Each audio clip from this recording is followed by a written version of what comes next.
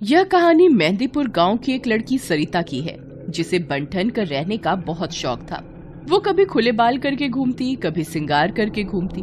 उसकी माँ ने उसे बहुत बार मना किया, लेकिन उसने कभी अपनी माँ की बात नहीं मानी।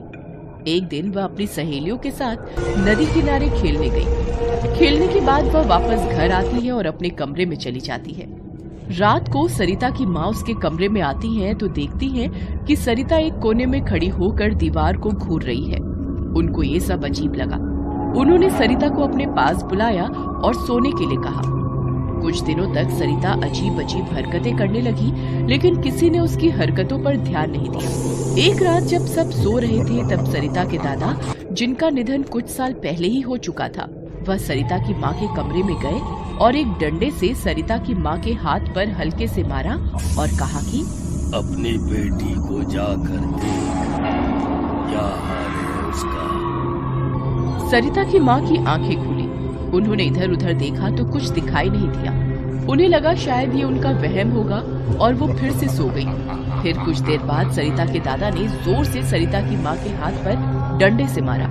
वो एकदम से उठ गई और देखा कि सामने दादाजी खड़े हैं और उन्हें बोल रहे हैं कि सरिता की हालत जाकर देख, और वो ये कहकर गायब हो गए। सरिता की माँ घबरा गई और अपने पति को उठाया और उन्हें सारी बात बताई। दोनों भागकर सरिता के कमरे में गए और देखा कि सरिता बेड पर पड़ी हुई है। उसके हाथ पैर अकड़े हुए हैं और मुंह खुला हुआ है। ये देखकर दोनों घबरा गए और उन्होंने आसपास के कुछ लोगों को इकट्ठा किया और उसे एक भगत के पास ले गए। भगत के पास ले जाकर सरिता को भगत के सामने बैठा दिया गया।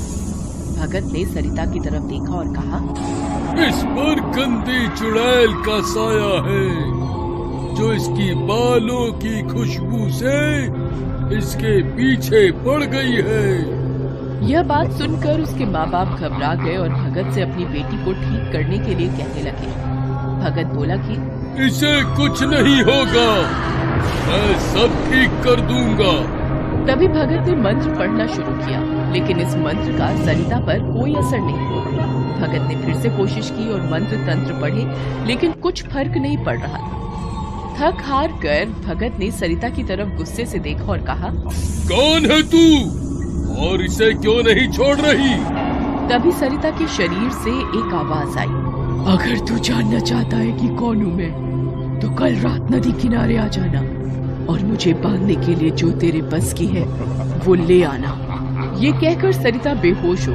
अगली रात भगत नदी किनारे जाता है और वहाँ जाकर देखता है कि सरिता वहीं खड़ी है। बाबा को आते देखकर सरिता मुस्कुराती है और कहती है, आ गया तू, दिखा मुझे अपने मंत्र तंत्र की शक्ति और बांध ले मुझे। भगत ने बहुत कोशिश की, बहुत से तंत्र मंत्र पढ़े, लेकिन कोई फर्क नहीं पड़ा। सरिता उसको देखकर हंसती रही।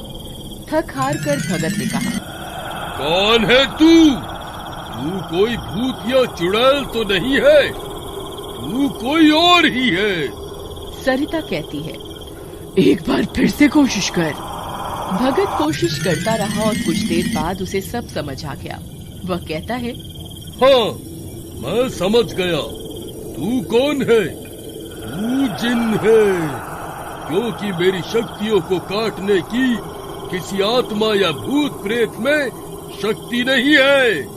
सरिता कहती है, समझ गया तो बोल, मेरे साथ मंत्रों से खेलेगा? देखते हैं तुझ में ज्यादा शक्ति है या मुझ में।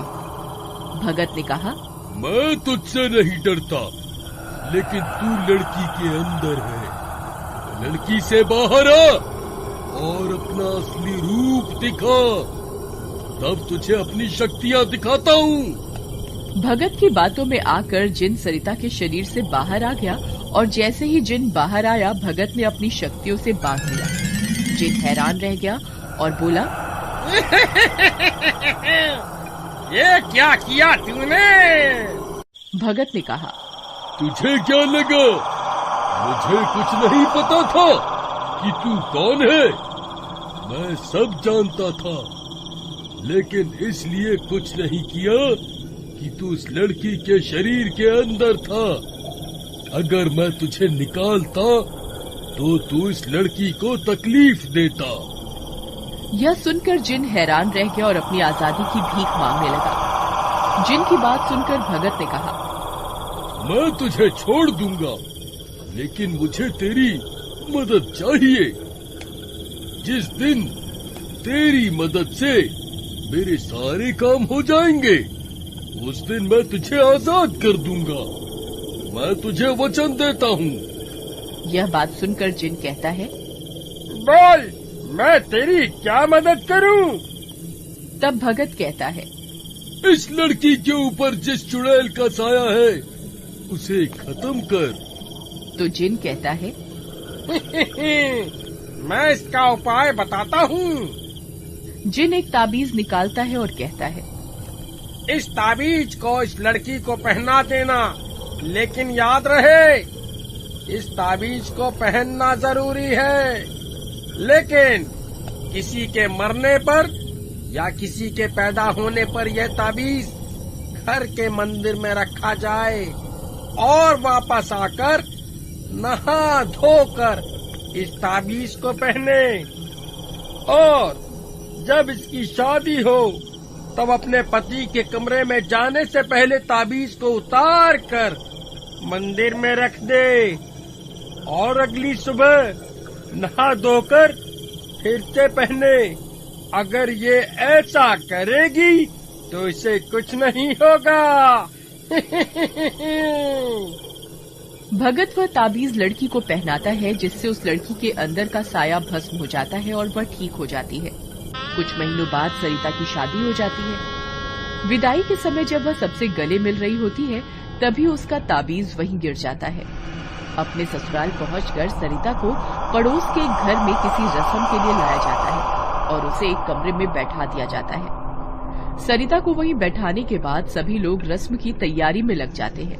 कुछ देर बाद सरिता को उसके पति के कमरे में भेजा जाता है। उसका पति उसका घूंघट उठाने ही वाला होता है, तभी सरिता बोलती है, मेरा घूंघट मत उठाओ।